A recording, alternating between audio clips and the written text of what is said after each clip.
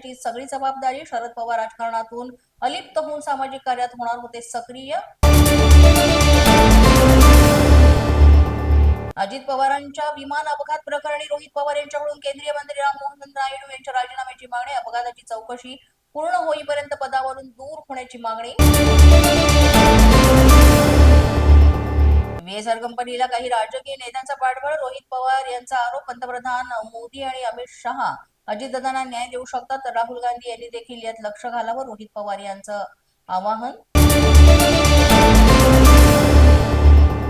लोकसभेचे विरोधी पक्षनेते राहुल गांधी यांची भिवंडी कोर्टात हजेरी. RSS बदनामी प्रकरणी राहुल गांधींचं नवं जामीनपत्र कोर्टानं स्वीकारलं. हर्षवर्धन सपकाळ राहुल गांधी यांचे नवे जामीनदार.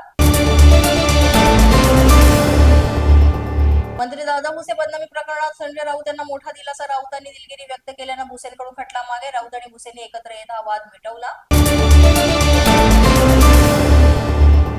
राज्याचं अर्थसंकल्पीय अधिवेशन ही विरोधी पक्षनेत्याविना होण्याची शक्यता. विधानसभेनंतर आता विधान परिषदेतील विरोधी पक्षनेतेपदही रिक्त. राज्याच्या इतिहासात पहिल्यांदाच दोन्ही सभागृहांचे विरोधी पक्षनेतेपद रिक्त.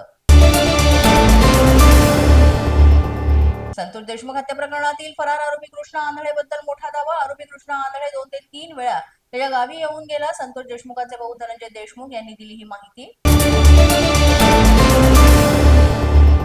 12वीच्या 2 विषयांचे पेपर फुटले. विज्ञान शाखेचे फिजिक्स आणि केमिस्ट्रीचा पेपर परीक्षेच्या तासाभरापूर्वीच व्हॉट्सअपवर आल्याची माहिती. नागपूरच्या सदर पोलीस ठाण्यात गुन्हा दाखल. 10वीच्या पहिल्या पेपरला राज्यात कॉपी प्रकरण. पुणे, नागपूर वगळता अन्य विभागात कॉपी शून्य. 12वीच्या पेपरला कोणताही गैरप्रकार नाही अशी माहिती.